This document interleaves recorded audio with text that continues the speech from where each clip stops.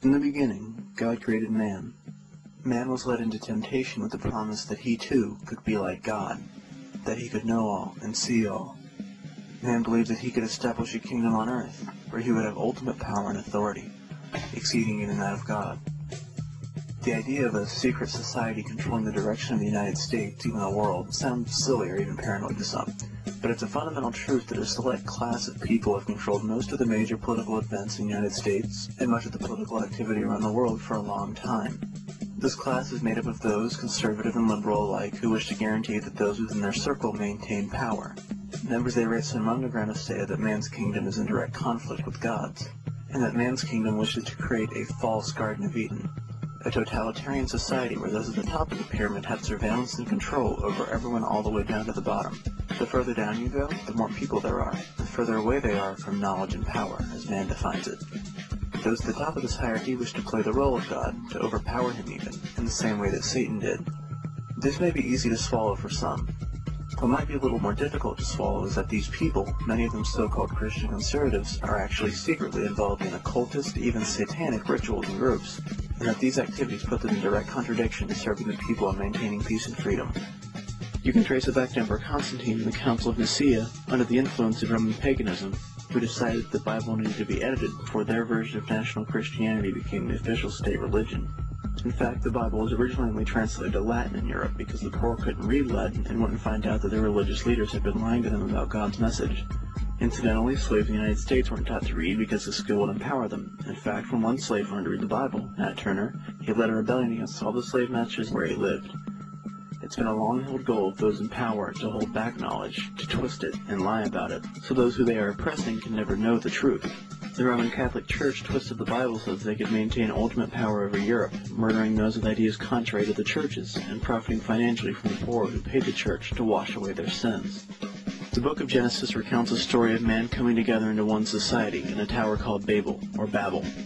Man stated that the tower would be built to glorify man, not God, and that they would build the tower to reach the heavens. Similarly, we are now today trying to build what Bush Sr. referred to as a New World Order, where a global-based power structure like the United Nations or the European Union has ultimate authority over the earth. Revelation 13 describes a multinational kingdom with roots all the way back to Babylon that will rule over the world and persecute those who follow God's commandments. This kingdom will get its power directly from Satan. In Revelation 13 we see that it is Satan who has power over the earth, and that it is his power to give. We see in the story of Christ's temptation that Lucifer tempted Christ, saying, "Worship me, and I will give you all the kingdoms of the world." Jesus emphatically turned him down, but today's leaders have not. What is at stake is more than one small country. It is a big idea, a new world order, where diverse nations are drawn together in common cause to achieve the universal aspirations of mankind. In this film, we're going to show you how the occult has taken hold of our leaders to the detriment of the people. We're going to show you just a few of the occult groups that have counted future and present leaders of big business and government as their members. We're going to show you their rituals, explain some of their history, and explain the dark connections between their members and some of the deepest, darkest secrets in American history. For now, we're going to expose just a few of the lies that your preachers told you. We're going to go straight back to the Bible for the truth, and explain how dangerous falsehood has influenced God's church.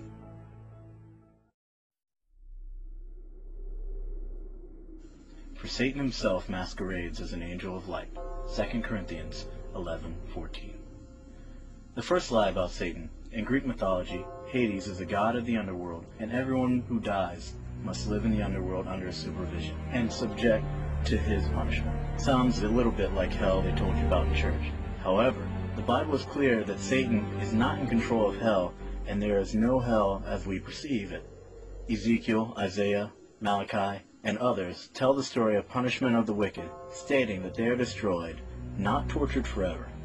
In fact, the most cited biblical quote, John 3:16, clearly states that with Christ we have everlasting life, and without him we perish.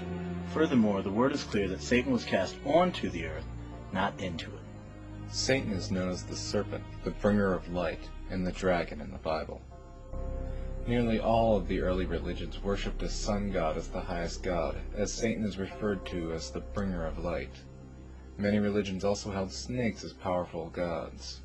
In fact, it has been suggested that America was named not after the explorer Amerigo Vespucci, but from the name that pagans used to call this land, Amaruca, which means land of the plumed serpents, after the Central American snake god Quetzalcoatl. Albert Pike wrote in his book Morals and Dogma, which is mandatory reading for all Masons of certain degrees, Lucifer, the light bearer. Lucifer, son of the morning. Is it he who bears light? Doubt it not. Has an ancient practice of sun worship affect Christians today? When the early Roman Church was establishing a statewide religion, they began to change Christianity to personally fit their needs, even removing passages from the Bible. One of the adjustments the Church made was to change the Sabbath from Saturday to Sunday to make pagans feel more comfortable with the state-sanctioned religion. Why Sunday? Because, so decreed by Constantine, Roman pagans worship their god on Sunday, the sun god. One of the most well-known of today's secret societies is Yale College's Skull and Bones. It has always received a little media attention and speculation due to its uncanny tendency to have its college members show up later in life as leaders of big business and politics. Skull and Bones was recently brought back into the public's attention with the 2004 election, in which both major candidates, Bush and Kerry, were members. Despite the fact that only 15 members are chosen each year, their members have included the most influential leaders in the Western world, long before they were even known to the public. Skull and Bones was founded by William Huntington Russell, who picked it up from a similar German chapter when he studied there in 1831 through 1832. When he came back to Yale, he founded the group along with Alphonso Taft. 15 juniors are tapped each year to become members their senior year. Their initiation is reported to include a confession of all sexual fantasies the initiate has ever had, and masturbation inside a coffin. Information on the highly secretive society and their rituals was obtained during a break-in of their tomb, or meeting hall, in 1876 by a group calling themselves the Order of File and Claw. The group stated that they found several peculiar rooms. Room 324 was fitted in black velvet, even the walls being covered with the material. Upstairs was lodge room 322, furnished in red velvet and complete with a pentagram on the wall. In the hallway there were pictures of the founders of Bones at Yale and of members of the society in Germany when the chapter was established in 1832. The room next to room 322 featured an old engraving representing an old burial vault, including 4 human skulls on a stone slab. Skull and Bones is known for their infatuation with death, as well as their elite status. What we're trying to tell you is that it's no coincidence that this elite class of people is so wrapped up in the occult. While the rituals at Yale may be bizarre, it is what the members accomplish after graduating that should concern us. Some of the most influential people in the world were members of Skull and Bones, and members of this extreme occult group almost always end up being very influential, very rich, and very powerful. Some of the most noticeable names on the roster include John Kerry, George Bush Sr., George W. Bush, Harold Stanley, founder of Morgan Stanley, Artemis Gates, president of the New York Trust Company, Union Pacific, Time, and the Boeing Company, several Supreme Court justices, Richard Gow, president of Zapata Oil, Winston Lord, ambassador, Assistant Secretary of State in the Clinton administration, and chairman on the Council of Foreign Relations, a group that's responsible for saying things like, "There is a chance for the President of the United States to use this disaster to carry out what his father, a phrase his father used, I think, only once, and hasn't been used since, and that is a New World Order." These people take care of each other, too. Their allegiance to each other is supposed to be their first. Bush reportedly appointed 11 Skull and Bones members to his administration in his first term. Other than the strange Skull and Bones connection, Bush and Kerry have another thing in common: blood. That's right, George W. Bush and John Kerry are actually cousins. In fact, several groups who have researched the bloodlines of our presidents have found that they go back to only 2 or 3 families just a few hundred years old. Despite what we're all told about the American dream that anyone can grow up to be president, these people are hand-picked and predestined to rule. Now let's talk about Bohemian Grove. Bohemian Grove is a resort near San Francisco where the most powerful men, no women, come every year to relax and enjoy themselves. Members include every Republican president since Hoover and most of the Democrats, and a good deal of their advisors and members of the cabinet. For instance, most of the Bushes go there, as well as Dick Cheney, Colin Powell, Alan Greenspan, John Kerry, and Henry Kissinger. The most successful men in business also attend. Some of those individuals include executives from Rockefeller International, the Boeing Company, GE, IBM, World Bank, as well as some of the management of AOL Time Warner, who refused to print an article about the Grove written by a journalist for People magazine, which they own. The Manhattan Project, which developed the nuclear weapons that claimed the lives of many Japanese people, was developed at the Grove. So why is it so troubling that so many powerful decision-makers go to the same club to hang out every year? Well, documentarian Alex Jones snuck in and got some video that might explain.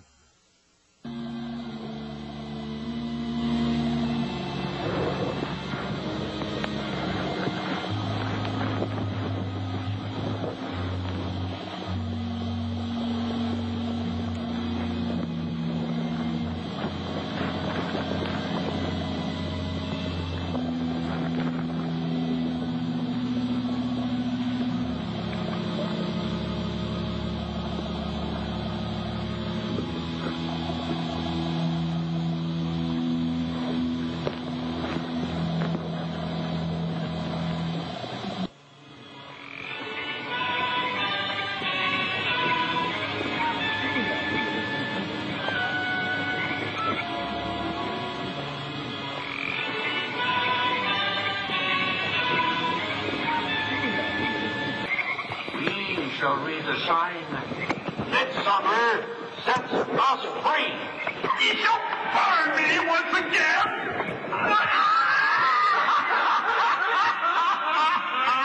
Now believe, flame, which hither ye have brought from regions where I reign. Ye fools and priests, I spit upon your fire.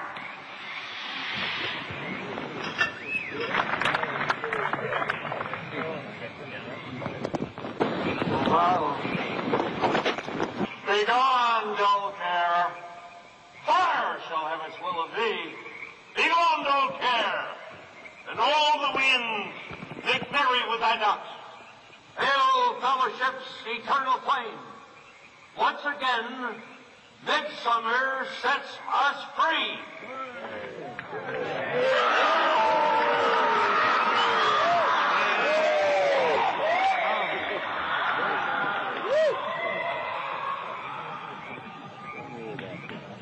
We should explain. This is the cremation of care ritual. In it, men in black and red robes sacrifice a body to Molech, a god symbolized by an owl. They claim that it is not a real body being sacrificed, but Molech is indeed a real god, or at least he is believed to be so. Molech was a Canaanite god mentioned in the Bible. People would actually sacrifice their children to Molech, and this was strictly forbidden in several early books of the Bible. So what does sacrificing children to a Canaanite god have to do with the Grove? We'll get into that later.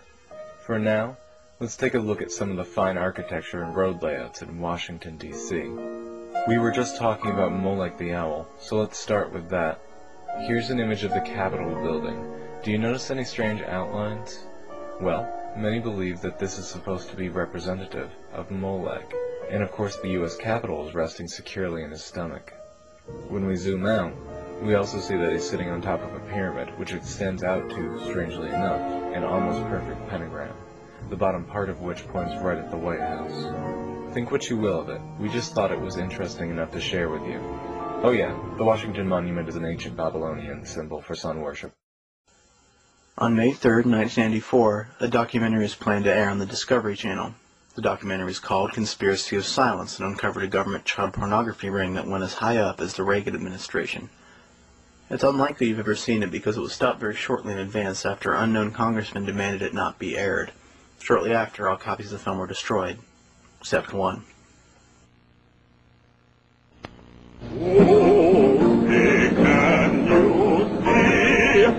Once one of America's top Republicans, Lawrence King is serving a 15-year prison sentence for a multi-million-dollar fraud.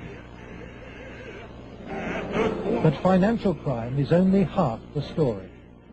The information presented to the Foster Care Review Board, either via the telephone reports, the personal reports, or the reports we reviewed, Larry King's name was consistently present as someone that the youth were making allegations against.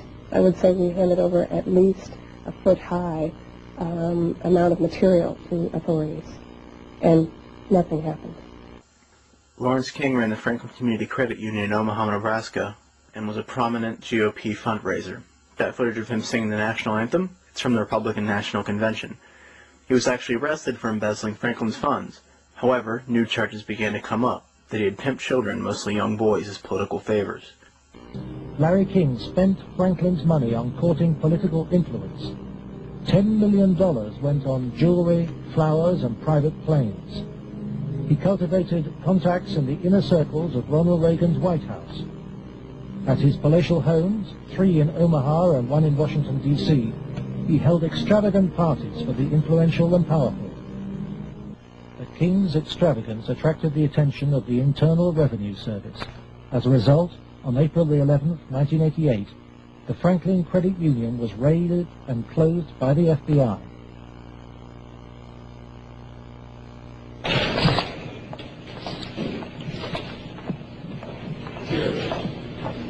King was arrested, and the federal investigation showed he had stolen $40 million from Franklin.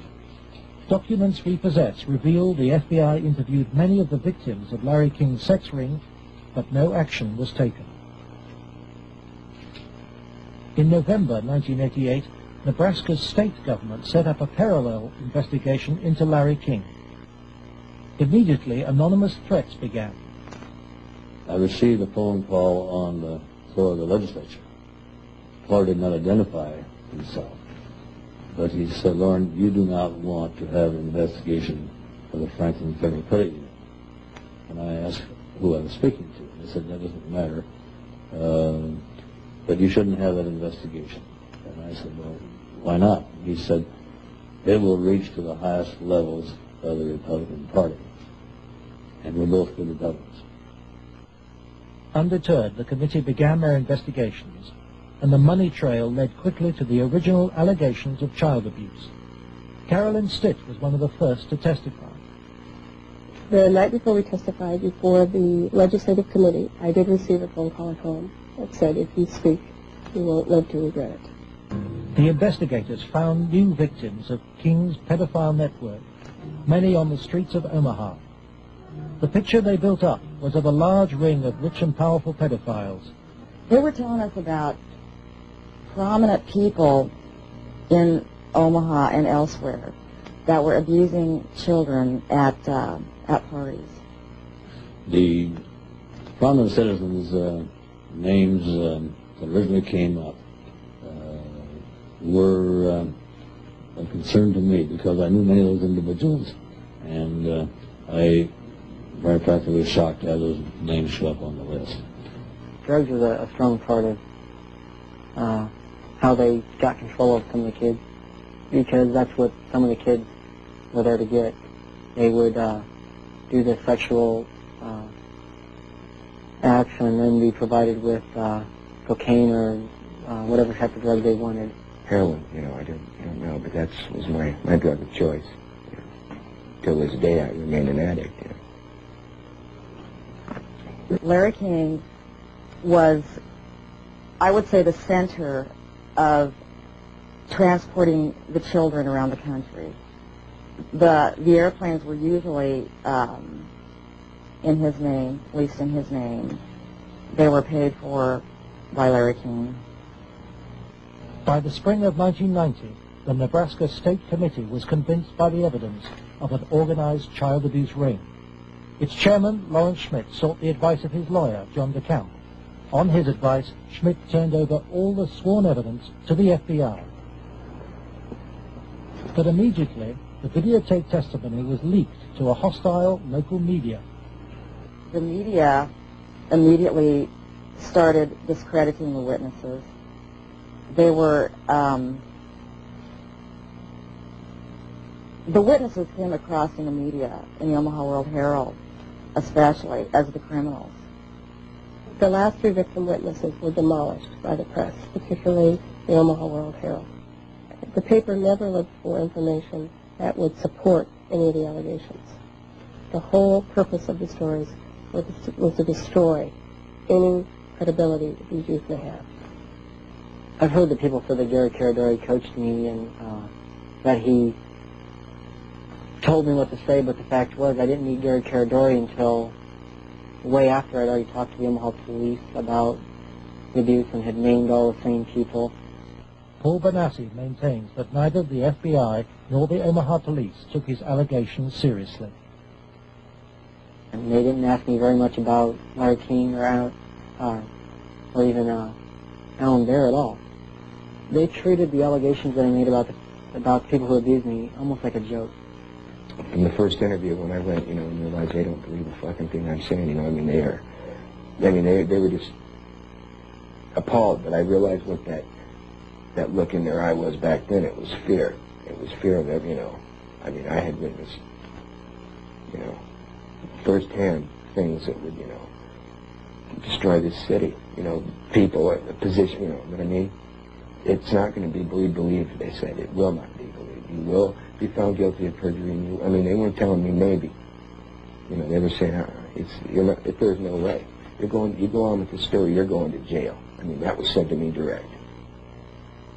Troy Bonner agreed to withdraw his videotape testimony.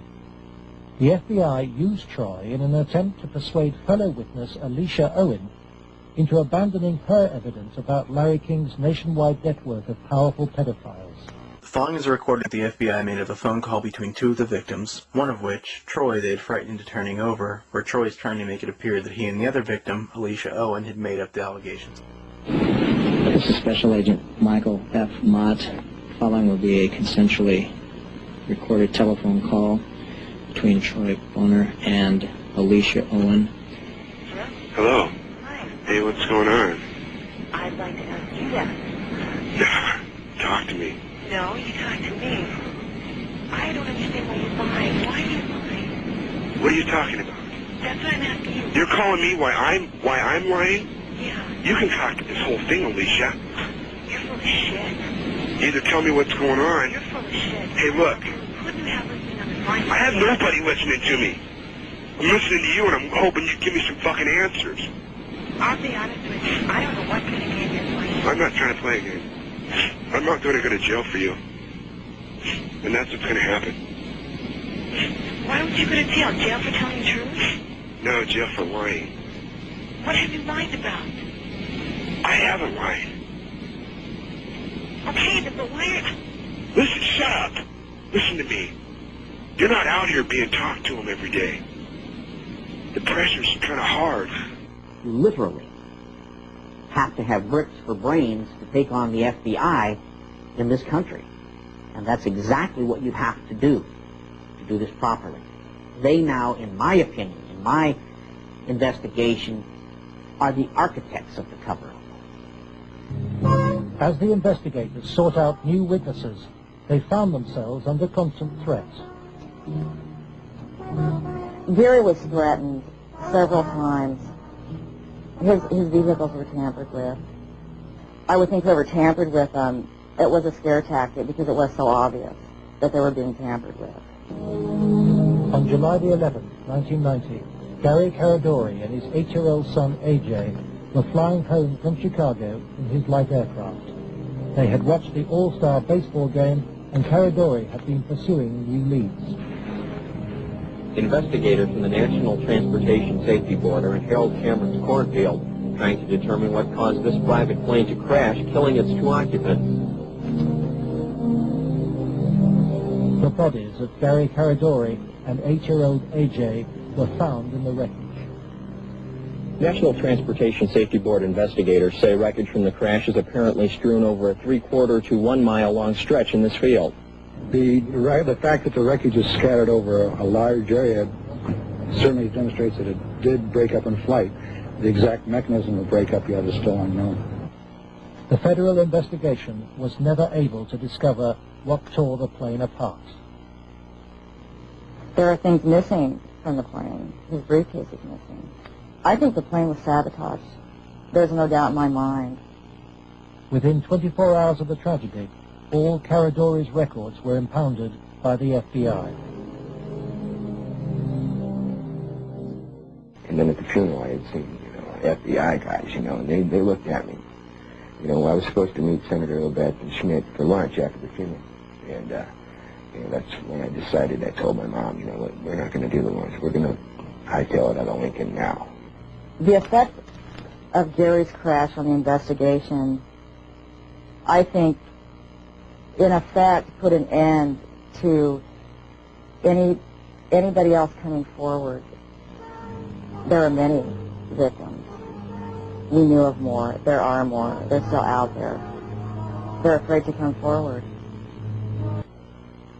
Troy Bonner claims that pressure from the FBI and with the assistance of a county attorney's office in Omaha led him to swear a new statement claiming that he and Alicia Owen had concocted the entire child abuse story.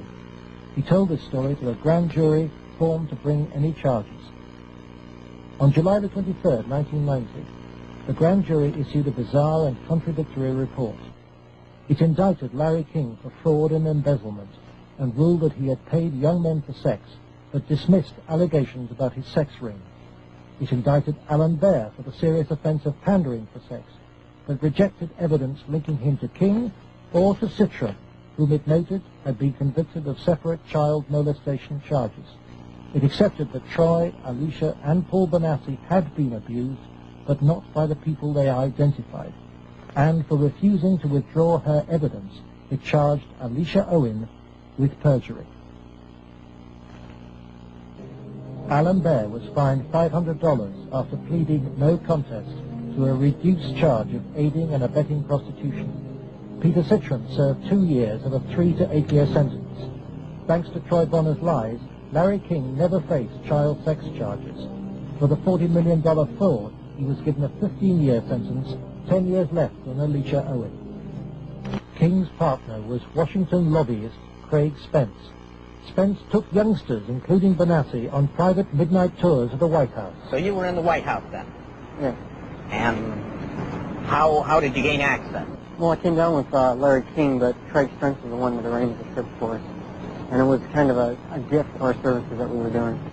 How many times were you on this kind of a trip? I came to it on 2 times. 2 times. And were you used for sex on those occasions? Not until after we left. After you left the White House? Yeah. What time of night? It was usually around midnight.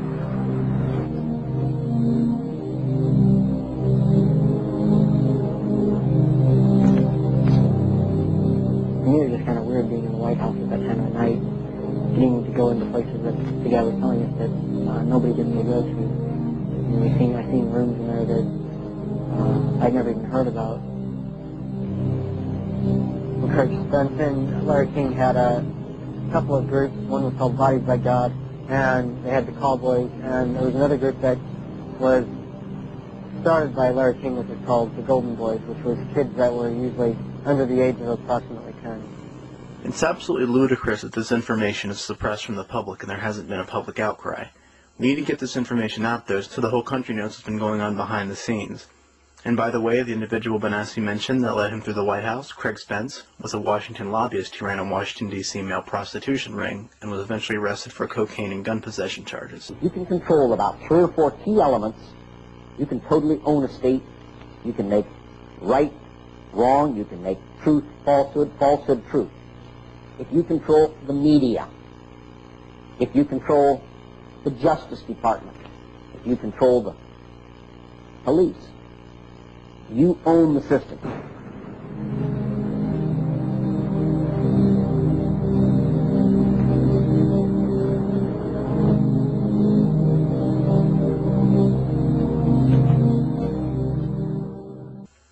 Remember when we talked about the Bohemian Grove ceremony in which they sacrificed what they called a fake body to Molech in dark robes? Well, Bonacci testified that in one of the pornographic films King made, they used the dead body of a young boy. When they made this film, they flew him to San Francisco, which is where Bohemian Grove is, and men in hoods claimed they were going to use the child's dead body for some sort of ceremony. Is this ringing any bells? More recently, there was the odd story of Jeff Gannon, a conservative blogger who was involved with many gay escort services and was allowed the rare opportunity to be part of the press granted access to the White House. He was given many opportunities to ask questions that seemed to fall very much in line with what the White House talking points were. Even stranger are all the extended stays in the White House when no press conferences or press briefings were even taking place. Very odd indeed for a White House which has shown its disapproval of equal rights for homosexuals. Keep in mind, we aren't comparing homosexuality with child molestation or saying that being gay is a perversion. But we are saying that the power elite today is just like it was in Roman times, when the rich would have narcissistic parties and use whatever was nearest to them for personal sexual gratification. Homosexuality is a biological issue. What these people are doing has nothing to do with their God-given or natural desires, but with their twisted compulsion to subvert God's natural order. At this point, you've got to admit it's looking pretty bleak. And if we didn't believe in God, we'd have to agree with you. But we know from reading God's Word that the devil may be temporarily in control of this world, but he will be subdued and destroyed, and his power structure will go with him. We can no longer allow an environment where one group tries to represent what the Bible says while simultaneously twisting it. The devil doesn't live underground where he's waiting to torture us forever. He lives here, and he's trying to sway as many people as he can into a world of greed and selfishness. And when the time of judgment comes, Lucifer and all his children will be destroyed, not suffer eternal punishment. We know from reading the Bible that hell is an end, and that evil must be destroyed. In fact, most references to hell lasting forever stem from the Greek word aeon, which means a time, or utilizes the words eternal or unquenchable, to say that the fire will burn until it has served its purpose. It burns completely. From the words of Christ, we know that there are degrees of punishment. Not all those who suffer will be made to suffer forever, but will be dealt justice for all of their crimes against their fellow man and against God. And rest assured that all the people we've shown in this film will have to pay what they owe. We've shown you some of the evil that Satan and his power here on earth has done. But life is not all about evil. We must remember that God is love, and that we must stick steadfast to the truth and to love.